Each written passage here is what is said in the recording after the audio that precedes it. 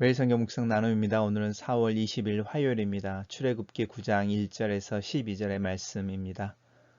본문을 읽습니다. 여호와께서 모세에게 이르시되 바로에게 들어가서 그에게 이르라. 히브리 사람의 하나님 여호와께서 말씀하시기를 내 백성을 보내라. 그들이 나를 섬길 것이니라. 내가 만일 보내기를 거절하고 억지로 잡아두면 여호와의 손이 들에 있는 내 가축 곧 말과 나귀와 낙타와 소와 양에게 더하리니 심한 돌림병이 있을 것이며 여호와가 이스라엘의 가축과 애굽의 가축을 구별하리니 이스라엘의 자손에게 속한 것은 하나도 죽지 아니하리라 하셨다 하라 하시고 여호와께서 기한을 정하여 이르시되 여호와가 내일 이 땅에서 이 일을 행하리라 하시더니 이튿날에 여호와께서 이 일을 행하시니 애굽의 모든 가축은 죽었으나 이스라엘 자손의 가축은 하나도 죽지 아니한지라. 바로가 사람을 보내어 본즉 이스라엘의 가축은 하나도 죽지 아니하였더라. 그러나 바로의 마음이 완강하여 백성을 보내지 아니하니라. 여호와께서 모세와 아론에게 이르시되 너희는 화덕에 재 두 웅큼을 가지고 모세가 바로의 목전에서 하늘을 향하여 날리라. 그 재가 애굽 온 땅에 티끌이 되어 애굽 온 땅의 사람과 짐승에게 붙어 악성 종기가 생기리라.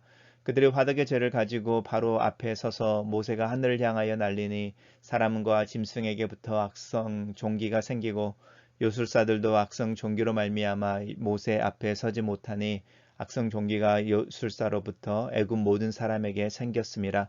그러나 여호와께서 바로의 마음을 완악하게 하셨으므로 그들의 말을 듣지 아니하였으니 여호와께서 모세에게 말씀하심과 같더라. 오늘의 본문은 두 개의 단락으로 나누어져 있습니다. 가축 악질 재앙과 또 이 악성 종기 재앙에 관한 내용입니다. 첫 번째 단락입니다. 어제는 저희가 보았던 것처럼 2와 8에 대한 재앙이었었는데 모세와 아론에게 이스라엘 백성들을 출애굽시켜 주겠다고 했던 바로가 마음을 돌이켜서 약속을 지키지 않는 부분을 우리 어제 묵상했습니다. 오늘 본문에서 다시 모세에게 바로에게 들어가서 바로에게 말하는 것에 대한 이야기를 합니다. 계속해서 하나님께서 히브리 사람의 하나님 여호와로 하나님을 히브리 사람, 이 가난하고 또 난민처럼 흩어져 있고 비류한 사람들이라고 하는 그 히브리의 뜻인데요. 히브리 사람이 하나님 여호와라고 하나님을 이스라엘 백성들과 함께하는 하나님으로 설명하고 있는 부분을 볼 수 있습니다. 메시지는 계속 하나입니다. 내 백성을 보내라. 출애굽에 대한 이야기를 하는 것입니다. 왜 그러냐면 그들이 나를 섬길 것이기 때문이다라고 하나님께서 이스라엘 백성들을 출애굽하기를 원하시는 목적에 대해서 분명하게 말씀하십니다. 그리고 만약에 너가 그것을 거절하고 억지로 잡아두면 오늘 보내면 여호와의 손이 들에 있는 내 가축을 이제 돌림병이 있어서 모두 죽게 할 것이다 라는 이야기를 하는 것이었죠. 우리가 2와 8의 재앙이 있을 때는 이스라엘 사람과 애굽 사람을 구별했었는데 오늘은 이제 죽음의 문제로 들어가면서 이제 가축의 죽음에 대한 이야기로 재앙이 확대되어지고 있습니다. 그러면서 자연스럽게 애굽 사람들의 가축과 이스라엘 사람들의 가축에 대한 이야기를 구별하고 있는 부분이 있습니다. 그러고 나서 이제 하나님께서 바로 그 일을 시행하시는 것이 아니라 기한을 정하여 이제 회개하고 그 약속을 지킬 기회를 주시는 것이죠. 그래서 내일이라고 하는 그 기한을 정하여서 이제 바로에게 기회를 주시고 있는 장면이 있습니다. 그리고 그 다음날에 하나님의 말씀대로 행하여지는 부분이 있고 그래서 바로가 사실은 사람을 보내서 정말 확인해 보는 거죠. 고센 지방에 있는 이스라엘의 가축들은 하나도 죽지 아니하였는지 그렇게 확인해 보고도 그것을 사실로 인정하는 것을 알면서도 바로의 마음이 완강하여 백성을 보내지 않았다. 이렇게 결론 내려지고 있습니다. 단락을 요약해 보겠습니다. 저는 이 단락을 하나님께서 말을 번복한 바로에게 모세를 통하여 다시 한 번 더 바로의 백성들에게 가축의 악질 재앙을 말씀하시나 하나님의 백성들의 가축은 비껴 나간다. 그러나 바로의 마음이 완강하여 백성을 보내지 않는다. 이렇게 요약했습니다. 두 번째 단락은 악성 종기와 관련되어진 부분입니다. 하나님이 모세와 아론에게 이 화덕의 재 두 웅큼 이렇게 이야기하는데 이 화덕이라고 하는 것은 우리가 아는 거대한 어떤 가마라고 생각하시면 되죠. 이스라엘 백성들이 이제 벽돌을 짚는 일에 노력을 하고 있었는데 그 벽돌을 굽기 위해 만들어진 아마 그 옹기를 굽는 그런 이렇게 가마니였을 것입니다. 거기에 남아있는 재를 가지고 바로 앞에서 하늘에 날리면 그것이 애굽 사람의 애굽 땅에 있는 모든 사람과 짐승에 붙어서 악성 종기가 된다라고 하는 부분이었고요. 이 이름 요술사들은 전혀 흉내도 내보지 못할 만큼 그들을 또한 이 종기에서 자유롭지 못했던 부분을 분명하게 말하고 있습니다. 그러나 하나님께서 바로의 마음을 완악하게 하셨으므로 바로가 모세와 아론의 말을 듣지 아니하였다. 이것은 하나님께서 모세와 말씀하신 부분과 동일했다. 이렇게 말씀합니다. 우리가 이제 계속 10개의 재앙을 이야기하면서 하나님께서 바로의 마음을 완악하게 하셨다라는 표현이 반복되어지고 있는데, 하나님께서 어떤 사람의 마음을 이렇게 은혜를 내려주지 아니하실 때에 그의 마음이 점점점 단단하고 또 단단해지도록 허락하실 때가 있습니다. 단락을 요약해 보겠습니다.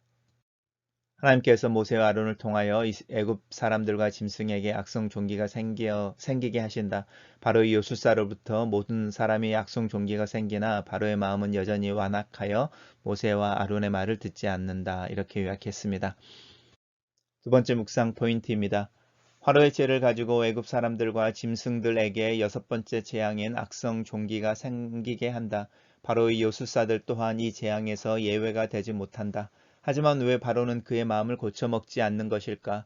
자신의 능력이 밑바닥이 드러났음에도 고집을 피운다. 하나님 앞에서 고집을 피우고 마음을 고쳐먹지 않는 완악함이 아직도 내 안에 남아있다. 죄의 간성이 아직도 내 삶에 남아있다. 그래서 나는 다시 회개와 기도를 드린다. 내 마음이 하나님의 음성에 민감하고 부드러운 마음으로 순종하기를 원합니다. 하나님께서는 내 마음과 또 나를 포기하지 아니하시기를 두려움으로 기도한다. 긍휼함으로 내 안에 하나님을 더 원하게 하시고 하나님 나라의 기쁨과 능력을 경험하게 하시고 기쁨과 즐거움으로 신앙을 살아낼 수 있도록 나를 도와주시기를 기도한다. 글로 쓰는 기도입니다. 바로의 완악함으로 하나님의 능력이 오히려 더 뚜렷하고 강하게 나타나는 것을 봅니다. 이 세상에 죄악의 힘이 세어질수록 오히려 그것을 파괴하시고 도전하시는 하나님의 응전이 더 강하게 나타나는 것을 기다립니다. 인간의 탐욕이 자연과 인류에 대한 위협을 넘어서 사람이 사람을 미워하고 죽이게 하는 죄악으로 나타나고 있는 요즘입니다. 이 세상의 찬 바람이 내 마음에도 차가워집니다. 사람들 만나 이야기하는 것이 점점 어색해져 가고 점점 나에게 더 가까이 다가오는 듯한 코로나 바이러스의 소식이 나를 움츠러들게 합니다. 하지만 하나님께서는 여전히 하나님 나라와 복음을 말씀하시고 기쁨과 행복한 천국을 맛보는 믿음에 대해서 이야기하고 계십니다. 나는 하나님을 향하여 서 있는 자입니다. 하나님의 부르심의 소리를 따라 이 세상의 길과는 다른 길을 가기를 원합니다.